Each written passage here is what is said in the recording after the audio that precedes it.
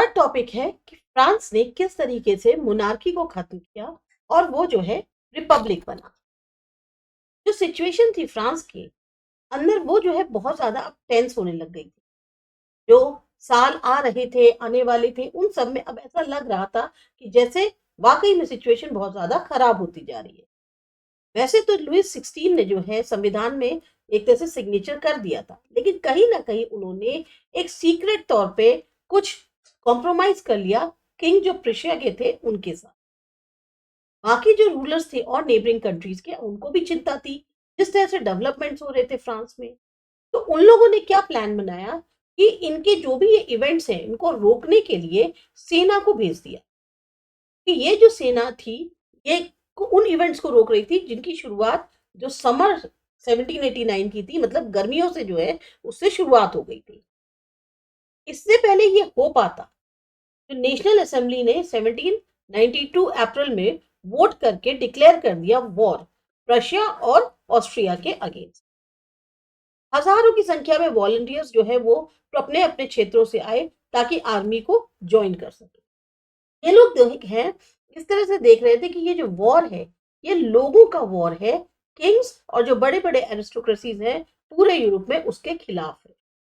जो पैट्रियोटिक देशभक्ति के जो गाने थे उसमें था मार्सिलेज, जिसको कि कंपोज किया था पोएट रॉगेट डी एल आयल ने। इसको पहली बार गाया गया था वॉलंटियर्स के द्वारा मार्सिल्स में, जब वो पेरिस के अंदर मार्च कर रहे थे, तभी से इसका नाम जो है मार्सिलेज पड़ा। आज की डेट में मार्सिलेज जो है वो नेशनल एंथम है फ्रांस का। ये जो वॉर हुए एक तरह से बगावती वॉर जो कहते हैं, इसके कारण लोगों को खुद को बहुत नुकसान हुआ, आर्थिक तौर पे मुश्किलों का सामना करना। जिस समय आदमी लोग जो हैं वो लड़ाई लड़ रहे होते थे फ्रंट पे, पीछे विमेन लोग जो थी उनको पूरी मेहनत करनी पड़ती थी, सारा काम करना पड़ता था कि अपनी जीविका चलाएं और साथ ही साथ परिवार की देखभाल करें। बहुत बड़ा सेक्शन जो पॉपुलेशन का है वो ये कन्विंस था कि जो रेवोल्यूशन है उसको और आगे ले जाना चाहिए, क्योंकि जो कॉन्स्टिट्यूशन है 1791 का उसने जो पॉलिटिकल राइट्स दी हुई है वो सिर्फ रिचर सेक्शन को दी है समाज को। पॉलिटिकल क्लब जो हैं वो इंपॉर्टेंट रैलिंग पॉइंट्स बन गए उन लोगों के लिए जो वहां पर डिस्कस करते थे गवर्नमेंट की पॉलिसीज और फिर प्लान आउट करते थे कि हमें अपने कैसे एक्शन को आगे बढ़ाना है। जो सबसे ज्यादा सक्सेसफुल थे इन क्लब्स में वो थे जैकोबिन्स, जिनको उनका नाम मिला जो फॉर्मर कॉन्वेंट थे सेंट जेकब का पेरिस में, उससे जो है इनको नाम मिला। कॉन्वेंट का मतलब होता है एक ऐसी बिल्डिंग जो कम्युनिटी को बिलोंग करती है, उस कम्युनिटी की जो पूरी तरह से रिलीजियस लाइफ के लिए डिवोटेड होती है। विमेन भी जो है बहुत ज्यादा एक्टिव रही पूरे पीरियड के दौरान, उन्होंने भी अपने अपने क्लब्स बना लिए। जो हमारा सेक्शन 4 है वो आपको और ज्यादा डिटेल में बताएगा इसकी एक्टिविटीज और डिमांड्स के बारे में। जो मेंबर्स थे जैकबिन क्लब के वो मेनली किसको बिलोंग कर रहे थे, जो कम संपन्न सेक्शन थे सोसाइटी के। इसमें आते हैं छोटे छोटे दुकानदार, कारीगर, जैसे मोची हो गया, पेस्ट्री बनाने वाला कुक हो गया, घड़ी बनाने वाला, प्रिंटर वाले हो गए, सर्वेंट्स हो गए, और यहाँ तक के जो दिहाड़ी मजदूर थे वो हो गए। इनके जो लीडर थे वो थे मैक्समिलियन रॉबर्सपियर।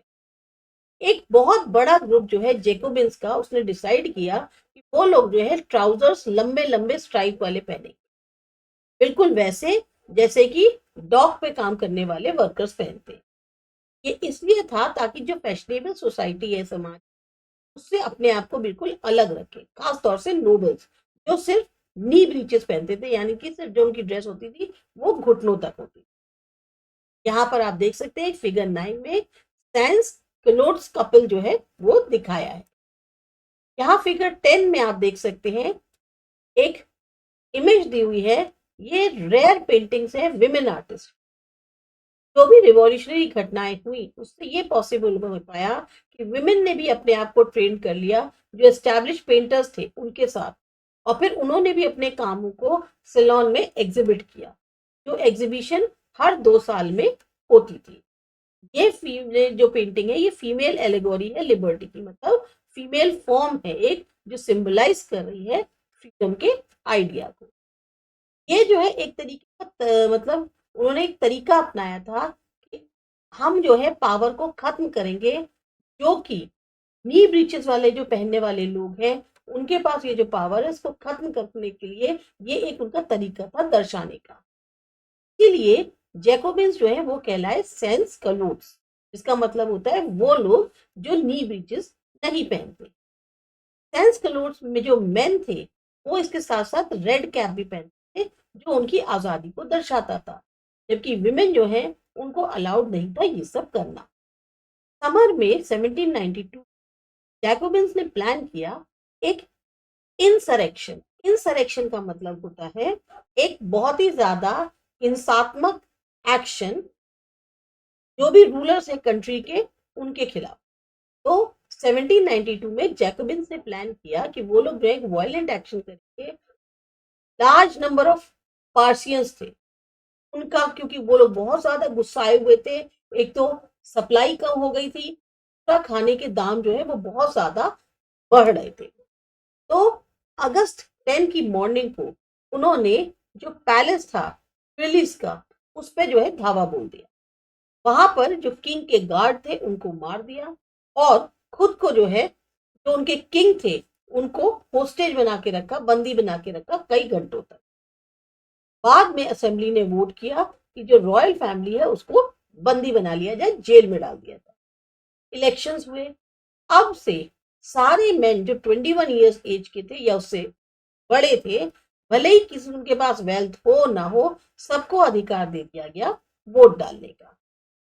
ये जो नई इलेक्टेड असेंबली थी इसका नाम दिया कन्वेंशन।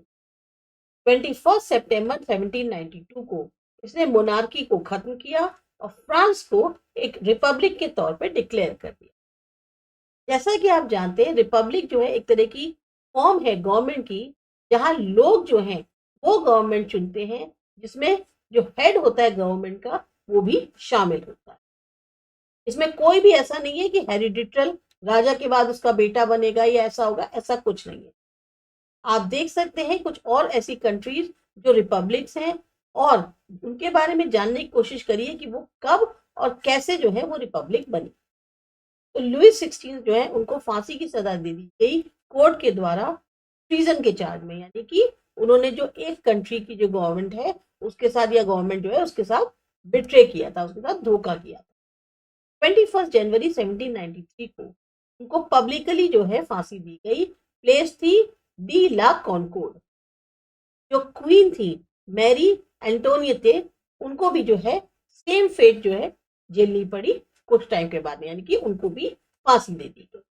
फिर आता है रेन ऑफ टेरर। जो पीरियड था 1793 से 1794 का उसको रेन ऑफ टेरर मानते हैं।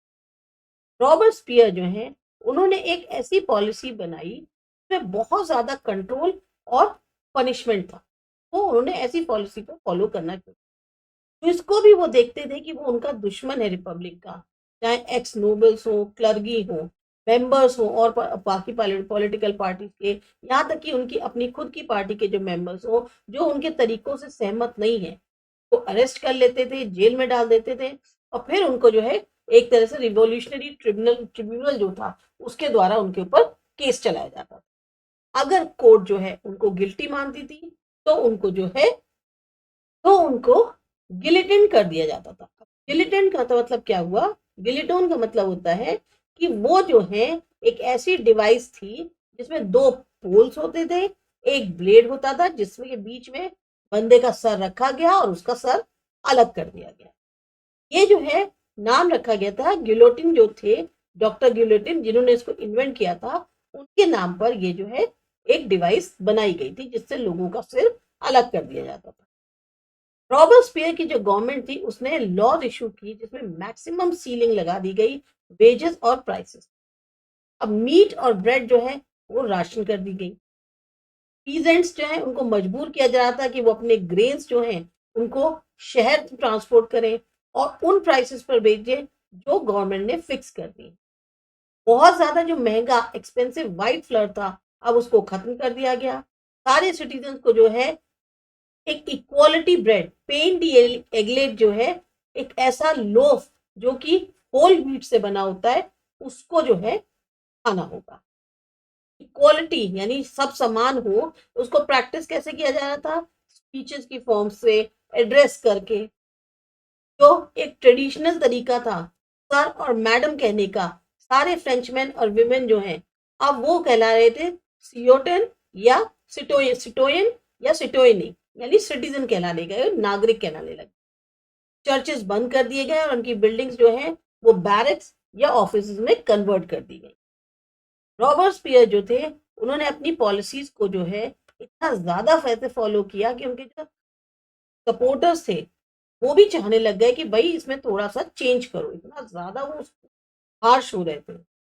फाइनली उनको भी जो है एक तरह से कन्विक्ट किया गया कोर्ट के द्वारा।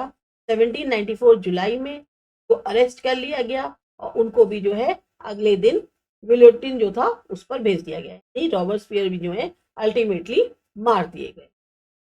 दिया है सोर्स डी, लिबर्टी यानी स्वतंत्रता क्या है, उसको लेकर दो अलग अलग बिल्कुल ऑपोजिट जो विचार होते हैं वो बताए गए।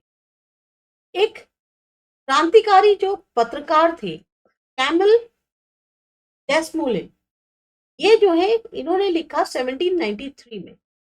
उनको जो है उसी के फौरन बाद ही थोड़े दिनों बाद ये जो रेन ऑफ टेरर जब चल रहा था तब इनको मार दिया गया। इनका क्या मानना था कि स्वतंत्रता जो है यानी कि जो लिबर्टी है वो किसी बच्चे की तरह नहीं है कि जिसको आप डिसिप्लिन करना पड़े उससे पहले कि वो मैच्योर्ड हो, उसको उसको मैच्योर करने के लिए आप उसको पूरी तरह से डिसिप्लिन की एक जो हार्शनेस होती है उससे गुजारे। उनके अनुसार लिबर्टी जो है वो बिल्कुल इसका अपोजिट थी। लिबर्टी मीन्स सुख है, आपका तर्क है, समानता है और न्याय है। ये एक तरीके से जो डिक्लेरेशन ऑफ राइट्स थी उसका कहीं ना कहीं सार है। उन्होंने ये तक आलोचना की कि क्या आप जो है अपने सारे दुश्मन जो हैं उनको फांसी की सजा या जो बिहेड करके मारकर खत्म करना चाहते हैं? इससे ज्यादा और मतलब सेंसलेस बात क्या हो सकती है?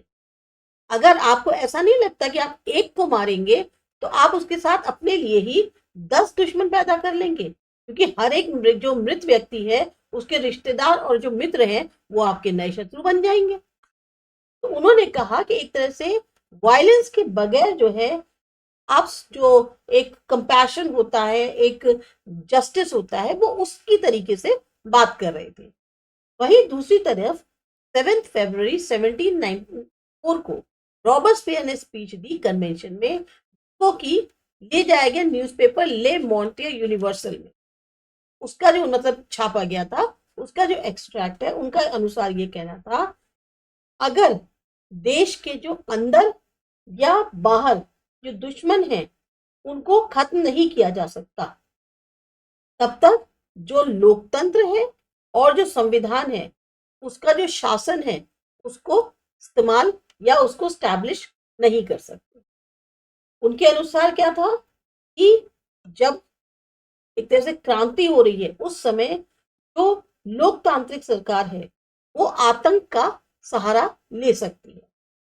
उन्होंने कहा कि आतंक जो है वो यानी जो टेरर है वो न्याय है, तेज है, कठोर है और अडिग है। उनके अनुसार देश की जो जरूरतें हैं उनके सामने आतंक जो है यानी टेरर जो है वो एक अर्जेंट नीड है, बहुत ही एक आवश्यक साधन है। और ये जो है क्रांति के जो शत्रु हैं उनको दबाने का एक तरीके से अधिकार जो है वो रखती है। तो आप समझ सकते हैं कि दोनों के जो विचार थे वो बिल्कुल ही ऑपोजिट है। डेस्मोले स्वतंत्रता को न्याय, मानवता और तर्क से जोड़ते थे। वो मानते थे कि हिंसा जो है स्वतंत्रता नहीं लाई जा सकती, बल्कि समाज को जो है और ज्यादा डिवाइड कर देगी। वहीं पे रॉबर्टसपियर जो थे उनका ये मानना था कि दुश्मनों को जब तक नहीं मिटाया जाता तब तक स्वतंत्रता संभव नहीं है, और इसके लिए जो टेरर है वो एक सबसे ज्यादा वैलिड वेपन है उनके पास। अब देखते हैं 3.2 डायरेक्टरी रूल्स फ्रांस। ये जो फॉल हुआ जैकोबिन गवर्नमेंट का, उससे क्या हुआ, जो संपन्न मिडिल क्लासेस थे अब उनके पास पावर आ गई। एक नया कॉन्स्टिट्यूशन फिर लाया गया जिसमें जो नॉन प्रॉपर्टी सेक्शंस थे सोसाइटी के, उनको वोट डालने का अधिकार नहीं दिया गया। यानी कि आपके पास अगर पूंजी नहीं है, कोई प्रॉपर्टी नहीं है, तो आप वोट नहीं डाल सकते। इन्होंने जो है 2 इलेक्टेड लेजिस्लेटिव काउंसिल्स जो है प्रोवाइड किए। फिर इन्होंने एक डायरेक्टरी अपॉइंट की, यानी एक एग्जीक्यूटिव, जिसमें 5 मेंबर्स थे। ये बेसिकली था कि कंसंट्रेशन जो पावर का है वो किसी एक आदमी के हाथ में ना चला जाए, जैसा कि जैकोबिन्स के अंडर हो रहा था। जबकि जो डायरेक्टर्स थे उनके में आपस में कई बार मतभेद होते थे लेजिस्लेटिव काउंसिल्स के अंदर, और फिर फाइनली हुआ क्या, वो माना यह गया कि इसको खत्म कर दिया जाए, डिसमिस कर दिया। तो ये जो पॉलिटिकल इंस्टेबिलिटी हुई डायरेक्टरी की, उससे फिर एक रास्ता खुला, ने जन्म दिया एक मिलिट्री डिक्टेटर को, जो कि थे नेपोलियन बोनापार्ट। कहने को इन ये जितने भी चेंजेस हुए गवर्नमेंट की फॉर्म में, तो आइडियल्स थे फ्रीडम के, इक्वालिटी बिफोर लॉ या फ्रैटर्निटी के, वो कहीं ना कहीं एक तरह से हमेशा उभरते रहे, जिन्हें मोटिवेट किया पॉलिटिकल मूवमेंट्स जो भी हुए फ्रांस के अंदर या बाकी यूरोप में, जो सदी हमारी चल रही थी उसके अंदर या आने वाली सदी। इसके बाद आता है आपका 4th टॉपिक कि क्या विमेन ने भी रेवोल्यूशन किया। ये करते हैं अगले वीडियो।